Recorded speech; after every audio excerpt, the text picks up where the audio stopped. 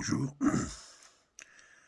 Bon, voilà un petit moment que j'ai pas fait vraiment de vidéo un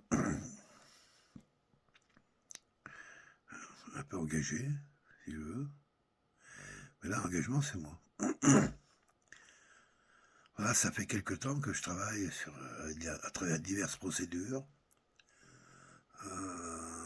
sur mon passé. Un passé lointain et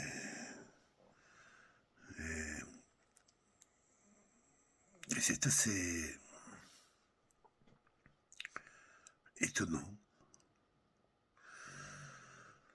de voir que ce qui revient vers moi à travers des documents, des choses comme ça, c'est l'enfant malade et emmerdant que j'ai toujours été. Voire même plus qu'emmerdant. Puisque j'ai même été traité de caïd. Qu'on se prenait pour des petits caïds, moi et mon frère. On était déterminés à l'époque par l'État qui nous gérait. Et là, à l'époque, j'avais 12 ans. D'être d'origine africaine. Je connais aucun Africain dans ma famille, mais aucun. Mais, voilà. J'ai dit raccourci quand même tout ce qu'il y a de plus étonnant. Hein, l'administration, le directeur de l'administration de la DAS à l'époque ça s'appelait, non pas la SE d'aujourd'hui. Alors je tairai son nom, parce qu'après il parlait comme on parlait à l'époque, hein. C'est pas lui particulièrement, j'ai rien contre lui. Mais il nous classait dans les origines africaines. On aurait pu être diverses. Et nous traiter de caïd.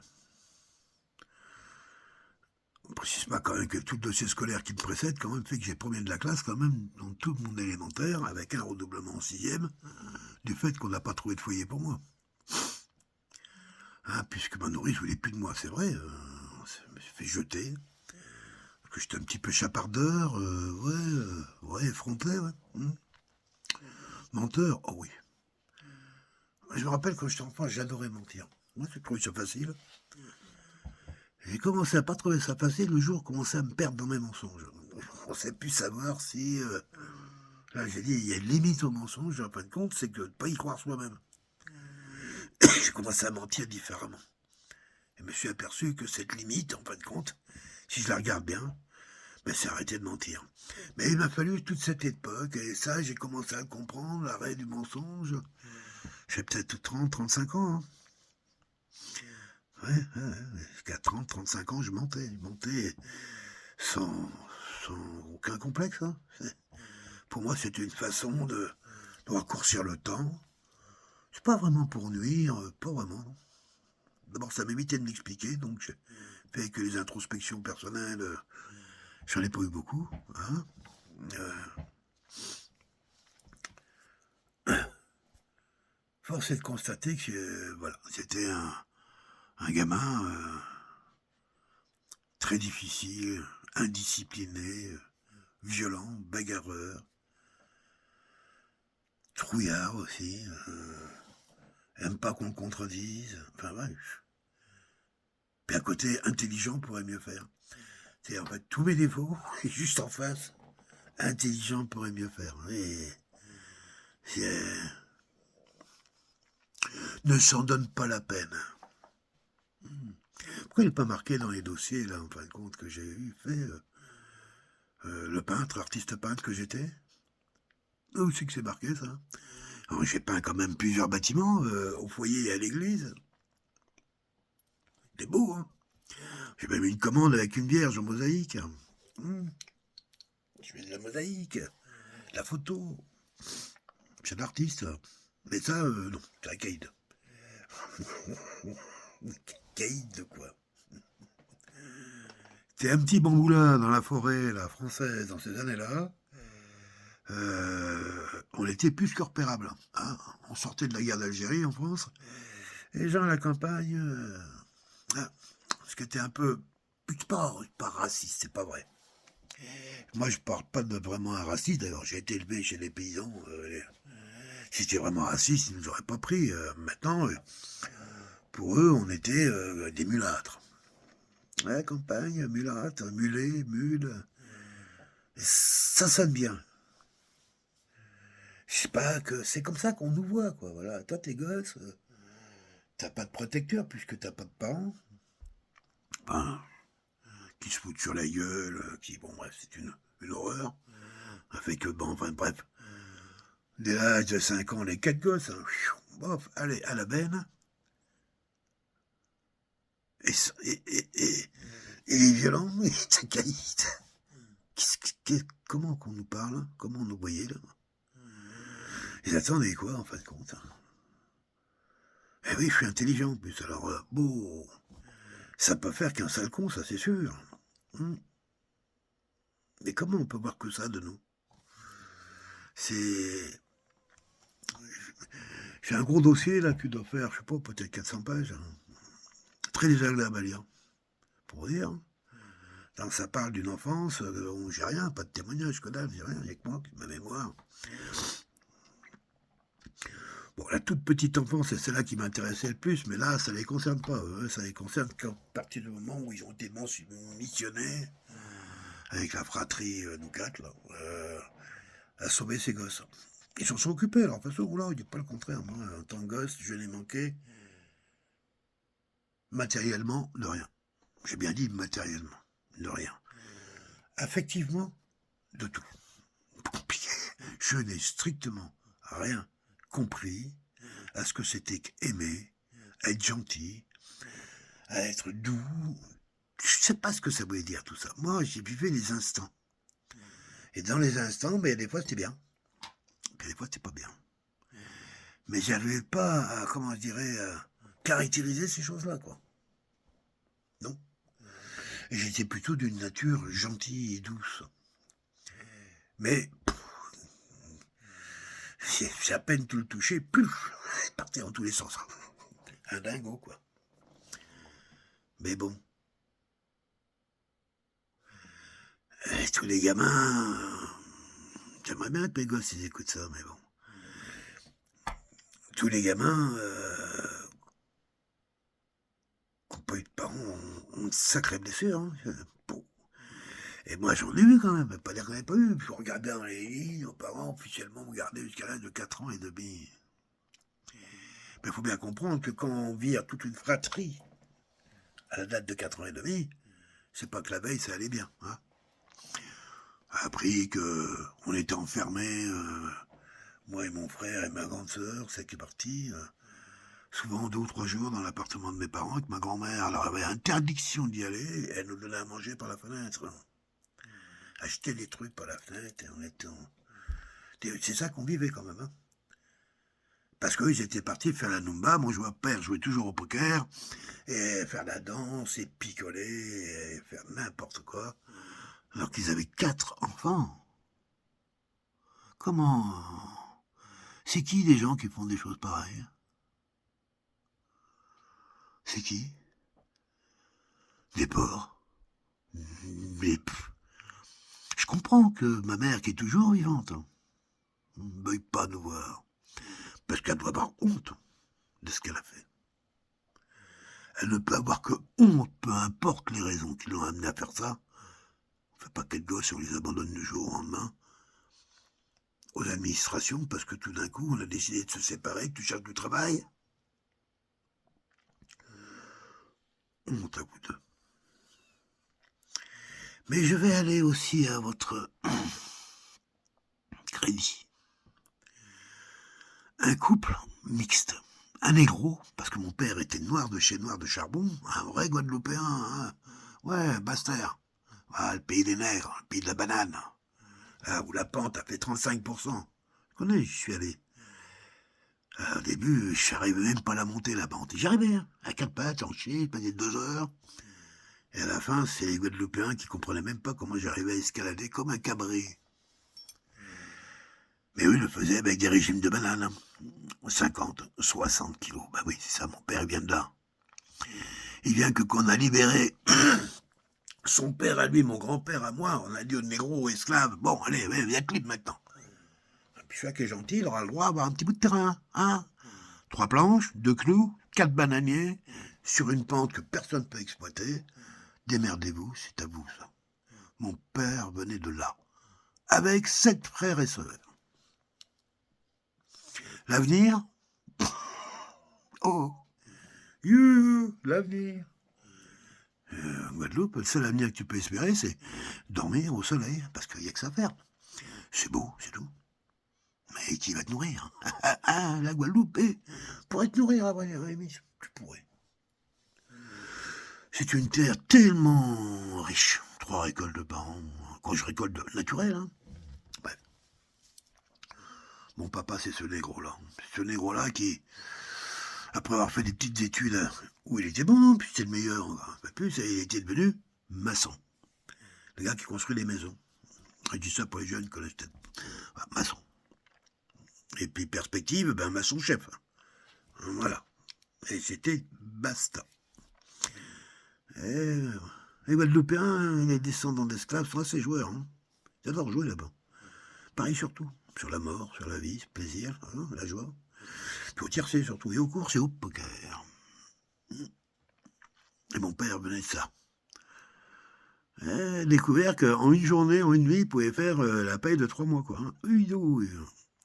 Comme il pouvait s'endetter pour 3 ans. Il a joué. Il a vécu tout le temps comme ça. Dès qu'il a pu s'y tirer de la Guadeloupe. Les Français, à un moment, manquaient de main-d'œuvre, comme d'habitude. Puis bon, il y avait trop de mouvements séparationnistes aux Antilles. Ils ont dit, on va aller chercher les jeunes antillais de là-bas, on va les ramener en France, on va mettre du boulot, on leur paye l'avion, machin, truc bidule. Puis quand ils seront passés 2 ans à Paris, avec nos belles parisiennes, ça devrait les calmer. Et comme ça, il y avait un programme, ils ont appelé ça le Bubidum. Bureau d'immigration d'outre-mer. Et mon père est venu par là. Il est arrivé avec les bagages du Bubidum, en France, et évidemment, des blanches, il y en avait plein, toutes disponibles. Et elle demandait que ça, les noirs, ils n'en avaient jamais vu. Avec la réputation qui les précédait en plus. Voilà comment mon papa est arrivé. J'imagine tout ça, parce que je vous le raconte. C'est ce que j'en sais, quoi. C'est arrivé, t'es beau, et 25 ans, quoi. Puis elle était coiffeuse, on m'a dit, coiffeuse. C'est souvent les métiers, tout le monde, à l'époque, était coiffeuse ou couturière pour les filles, hein, en ville, quoi. À la campagne, moi, j'étais campagnard, fille de ferme. Il est arrivé, et puis bon, il s'est installé un peu dans le jeu. Et je crois qu'il a commencé à travailler dans le bâtiment parce qu'ils avaient une obligation, un petit contrat de travail, et je crois qu'il a travaillé à Cormery, où habitait ma grand-mère. Hein, ma grand-mère maternelle. Il y a déjà un rapprochement, là, entre mon père et ma grand-mère. Entre les deux, il va y avoir qui? Ouais, Pingo, ma mère. Donc, ils se sont rencontrés, et en tout cas, ils se sont suffisamment aimés parce qu'ils ont fait 4 gamins en 6 ans. 4 gosses en 6 ans. Je peux comprendre que le premier, on ne savait pas. Le deuxième, bon, c'est un accident. Le troisième, c'est quoi? Et le quatrième, c'est n'importe quoi. Alors, mon négro de père, il est arrivé avec sa mentalité de Guadeloupéen, de Maral. Moi, je fais les gosses, vous vous en occupez. Je vais aller voir mes sœurs, mes tantes, mes frères, je vais en mettre à là, c'est ça le programme. Et lui, pour lui, il était dans le droit lancé. C'est moi le père, c'est moi le géniteur. Je vous ai donné mes gènes et je te remercie, papa. Ils sont plutôt beaux. Hein, à part le problème avec l'alcool, tout ça, il paraît que c'est génétique. Si ça l'est, tu m'as pas raté, là. Bon.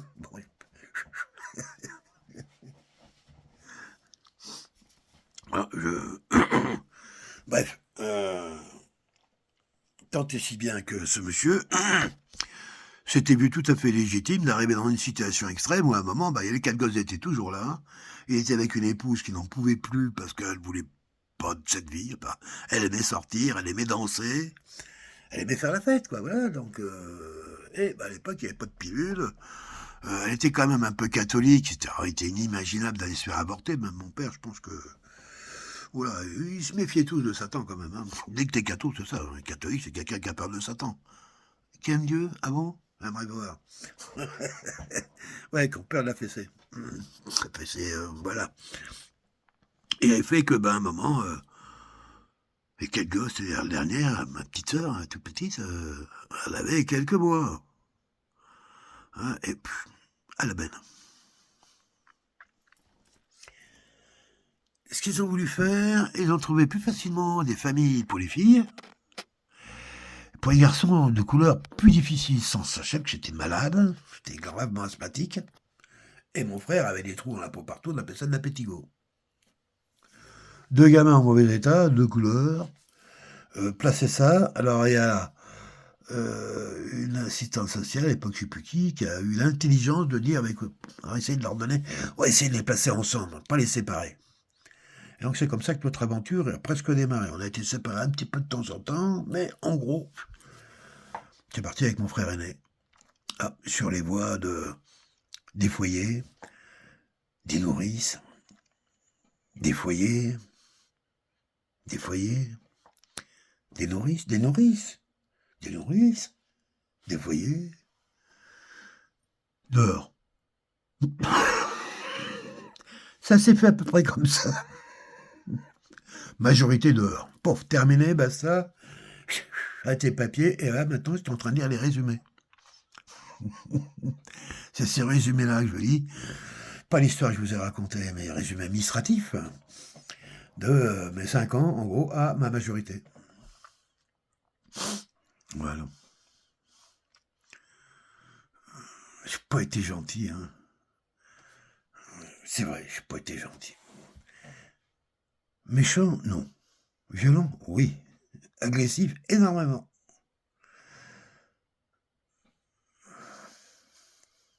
Demander pardon, non. Bon, à qui? Et de quoi? D'être soi? D'avoir essayé de respirer, de rien comprendre? Pas eu l'occasion d'apprendre? Ou mal apprendre? Ben ça va. Et je rentre pas dans les détails, hein. Faut pas. Juste comme ça. Je fais cette vidéo, j'avais besoin de la lâcher quand même un petit peu. Si mes gosses écoutent ça un jour, peut-être ils me comprendraient un peu mieux, quoi. Moi, je suis quelqu'un qui a jamais bien compris ce que c'est qu'aimer. Toi, mon fils, tu me traites d'égoïste, et je pense que tu as entièrement raison. Mon égoïsme à moi, c'était une manière d'essayer de respirer. Pas me perdre. Hein, voilà. Oui, égoïste. Hein, mais qui s'est donné? Qui sait se donner? Pas autant que tu aurais aimé, apparemment, oui, j'en suis sûr. Hein, j'aurais aimé être riche pour toi. Je suis désolé pour ça. Mais tu vas y arriver. Vous allez y arriver. Je vous le souhaite. Puis avec les temps qui arrivent, surtout il faut falloir être fort. Apprendre à respirer et pas se perdre là-dedans. Vous savez le faire. Toi, Alex, tu sais bien faire ça. À l'occasion, on est les sœurs. Je vous aime. Bon, bah, ça n'était pas parti, parce que je pourrais t'adresser à mes enfants. Ça s'adresse aussi à vous, mes amis, ceux qui m'écoutent en tout cas. Puis à toi, mon épouse, parce que je sais que tu m'écoutes dans toutes mes vidéos. Je sais que tu m'écoutes. Et je sais que tu sais par où je passe et tu passes aussi, parce que mes états d'âme, tu les vis aussi, comme je vis les tiens, à travers la perte de tes deux parents, à travers ce changement de vie radical que tu as accepté de me suivre au cœur de la forêt, là-bas, en quittant une ville comme Montréal. Ouais, je comprends tout ça. Mais quand tu me le dis, tu sais que c'est la direction vers laquelle tu te retrouves, et je suis content de ça. Et tu vois à travers des éléments que tout conspire à ce qu'on réussisse ensemble dans cette voie qu'on a déjà entrepris. Quel amour. Je t'aime. Je vous aime. Merveilleux week-end. Bye bye.